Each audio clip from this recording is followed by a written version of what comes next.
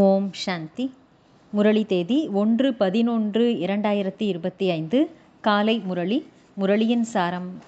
பாபா சொல்றார், இனிமையான குழந்தைகளே, நீங்கள் இந்த ஆன்மீக பல்கலைக்கழகத்தின் மாணவர்கள் ஆவீர்கள். உங்களுடைய வேலை முழு உலகிற்கும் தந்தையின் செய்தியை தருவதாகும். கேள்வி: குழந்தைகளாகிய நீங்கள் என்ன தண்டோரா அடிக்கிறீர்கள்? மேலும் எந்த விஷயத்தை புரிய வைக்கிறீர்கள்? பதில்: இந்த புதிய தெய்வீக ராஜ்யம் மீண்டும் உருவாகி கொண்டிருக்கிறது. பல தர்மங்கள் இப்போது அழிய வேண்டும் என்று தண்டோரா அடிக்கிறீர்கள். நீங்கள் அனைவரும் கவலையற்று இருங்கள். இது நாடுகளுக்கிடையே நடக்கும் சண்டையாகும் என அனைவருக்கும் நீங்கள் புரிய வைக்கிறீர்கள். நிச்சயம் சண்டை நடக்கும். அதன் பிறகு தெய்வீக ராஜ்யம் ஏற்படும். ஓம் சாந்தி. இது ஆன்மீக பல்கலைக்கழகம் ஆகும். முழு உலகிலும் உள்ள ஆத்மாக்கள் யாராக இருந்தாலும் பல்கலைக்கழகத்தில் தான் படிக்கிறார்கள். பிரபஞ்சம் என்றால் உலகம் ஆகும். இப்போது முறைப்படி யூனிவர்சிட்டி அல்லது பல்கலைக்கழகம் என்ற வார்த்தை உங்களுக்குரியதாகும். இது ஆன்மீக பல்கலைக்கழகம், உலகிய பல்கலைக்கழகம் அல்ல. இது ஒன்றுதான் இறை தந்தையின் பல்கலைக்கழகம் ஆகும். அனைத்து ஆத்மாக்களுக்கும் இங்கு பாடம் கிடைக்கிறது. உங்களுடைய இந்த செய்தி எந்த விதத்திலாவது அனைவரையும் சென்று சேர வேண்டும். செய்தியை அளிக்க வேண்டும் அல்லவா? இந்த செய்தி முற்றிலும் எளிமையானது. அவர் நம்முடைய எல்லையற்ற தந்தை. அவரைத்தான் அனைவரும் நினைக்கிறார்கள் என்று குழந்தைகளுக்கு தெரியும். அவர் நம்முடைய எல்லையற்ற பிரியதர்ஷன் அல்லது நாயகர் என்றும் கூறலாம். உலகத்தில் உள்ள ஜீவாத்மாக்கள் அனைவரும் அந்த ஒரு பிரியதர்ஷனை நினைக்கிறார்கள். இந்த கருத்துக்களை நன்கு கடைபிடிக்க வேண்டும். யார் தெளிவான புத்தி உடையவர்களாக இருக்கிறார்களோ அவர்கள் இதனை நன்கு புரிந்து கொள்ளுவார்கள். உலகில் உள்ள ஆத்மாக்கள் அனைவருக்கும் தந்தை ஒருவரே ஆவார். பல்கலைக்கழகத்தில் மனிதர்கள்தான் படிப்பார்கள் அல்லவா? இப்போது குழந்தைகளாகிய நீங்கள் நாம் தான் 84 பிறவிகளை எடுக்கிறோம் என்று அறிகிறீர்கள். 84 லட்சம் என்ற விஷயமே அல்ல. உலகில் உள்ள ஆத்மாக்கள் அனைவரும் இப்போது பத்தீத்தமாக தூய்மையற்று இருக்கிறார்கள். இந்த துக்க தாமம் சீச்சி உலகமாகும். அவர்களை சுகதாமத்திற்கு அழைத்துச் செல்பவர் ஒரே ஒரு தந்தை ஆவார். அவருக்கு விடுதலை அளிப்பவர் லிபரேட்டர் என்ற பெயரும் உண்டு. நீங்கள் முழு உலகிற்கும் அல்லது விஸ்வத்திற்கும் அதிபதி ஆகிறீர்கள் அல்லவா? இந்த செய்தியை தெரிவித்து வாருங்கள் என்று அனைவருக்கும் பாபா கூறுகின்றார். அனைவரும் தந்தையை நினைக்கிறார்கள். அவருக்கு வழிகாட்டி லிபரேட்டர், இரக்க மனம் உள்ளவர் என்றும் பெயர் உண்டு. பல மொழிகள் உள்ளதல்லவா? அனைத்து ஆத்மாக்களும் ஒருவரை அழைக்கிறார்கள் என்றால் அவர் ஒருவரே முழு உலகத்துக்கும் டீச்சர் அல்லவா? தந்தைதான் ஆவார். ஆனால் அவர் நம் அனைத்து ஆத்மாக்களுக்கும் ஆசிரியர், குரு என்று யாருக்கும் தெரியவில்லை. அனைவருக்கும் வழி காட்டுகின்றார்.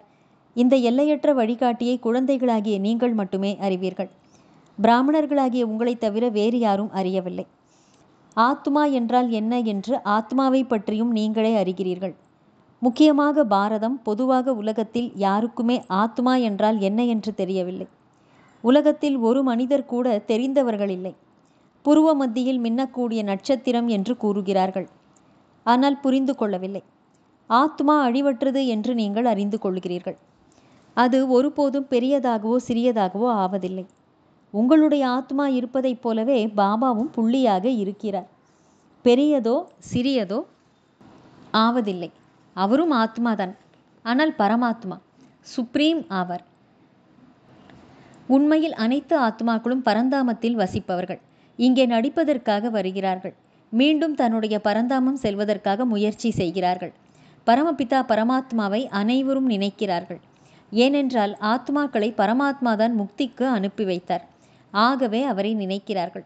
ஆத்மாதான் தமோ பிரதானமாகிறது. ஏன் நினைக்கிறார்கள்? இதுவும் தெரியவில்லை. எப்படி குழந்தை அப்பா என்கிறது, அவ்வளவுதான். அதற்கு வேறெதுவும் தெரியாது. நீங்களும் அப்பா அம்மா என்பீர்கள். எதையும் அறியவில்லை. பாரதத்தில் ஒரே ஒரு தர்மம் மட்டுமே இருந்தது. அதற்கு தெய்வீக தர்மம் என்று பெயர். பிறகு அதில் மற்றவை நுழைய ஆரம்பித்தது. இப்போது எவ்வளவு ஆகிவிட்டது? ஆகையால் தான் இவ்வளவு சண்டைகள் நடக்கின்றன. எங்கெல்லாம் அதிகமாக நுழைந்திருக்கிறார்களோ அங்கிருந்து அவர்களை வெளியேற்றுவதற்கு முயற்சி செய்து கொண்டே இருக்கிறார்கள். நிறைய சண்டைகள் நடந்துவிட்டன. மிகவும் இருளாகிவிட்டது. அனைத்திற்கும் ஒரு அளவு உண்டல்லவா? நடிகர்களுக்கும் ஒரு அளவு இருக்கிறது.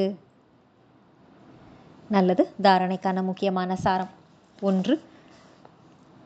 தன்னுடைய நிலையை கடைசி அழிவின் காட்சிகளை பார்க்கும் அளவுக்கு ஆடாமல் பயமற்றவராக வைத்து கொள்ள வேண்டும். ஆத்ம உணர்வடைவதற்கு கடினமாக உழைக்க வேண்டும். 2. புதிய உலகத்தில் உயர்ந்த பதவி அடைவதற்கு படிப்பின் மீது முழு கவனம் செலுத்த வேண்டும். தேர்ச்சி அடைந்து வெற்றி மாலையில் மணியாக வேண்டும். வரதானம்: சதா பகவான் மற்றும் பாக்கியத்தின் நினைவில் இருக்கக்கூடிய சர்வசிரேஷ்ட பாக்யவான் ஆகுக. விளக்கம்: சங்கம யுகத்தில் உயிரோட்டமுள்ள சொரூபத்தில் பகவான் குழந்தைகளுக்கு சேவை செய்து கொண்டிருக்கின்றார். பக்தி மார்க்கத்தில் அனைவரும் பகவானுக்கு சேவை செய்கிறார்கள். ஆனால் இங்கே பகவான் தானே வந்து உயிருள்ள மூர்த்திகளுக்கு சேவை செய்கின்றார். அமிர்த வேளையில் எழுப்புகின்றார், உணவூட்டுகின்றார், தூங்க வைக்கின்றார். பாடலுக்கு தூங்கக்கூடிய மற்றும் மரியாதை பூர்வமாக எழக்கூடிய பிராமணர்களாகிய நாம் அப்படிப்பட்ட செல்லமான மற்றும் சர்வசிரேஷ்ட பாக்யவான் ஆவோம். இந்த பாக்கியத்தின் குஷியில் நீங்கள் சதா ஆடிக்கொண்டே இருங்கள். தந்தைக்கு மட்டும் செல்லமானவர்களாக ஆகுங்கள், மாயைக்கு அல்ல. யார் மாயைக்கு செல்லமானவர்களாக ஆகிறார்களோ அவர்கள் மிகவும் விளையாட்டுத்தனம் காண்பிக்கிறார்கள்.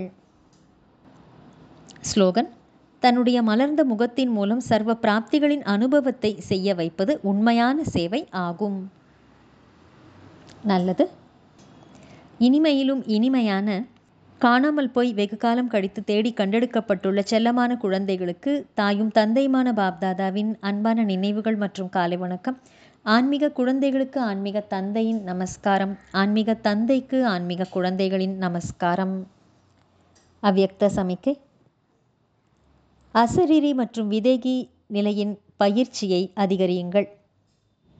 அசரீரி ஆவது என்றால் சப்தத்தில் இருந்து கடந்து செல்வது என்பதாகும். சரீரம் இருக்கிறது என்றால் சப்தம் இருக்கும். சரீரத்தில் இருந்து கடந்து சென்று விட்டீர்கள் என்றால் அமைதி இருக்கும்.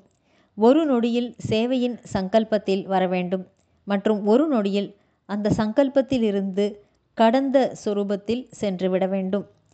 காரியத்திற்காக சரீரத்தின் உணர்வில் வர வேண்டும். பிறகு ஒரு நொடியில் அசரீரி ஆக வேண்டும்.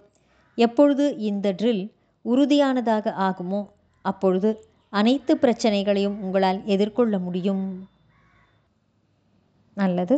ஓம் சாந்தி.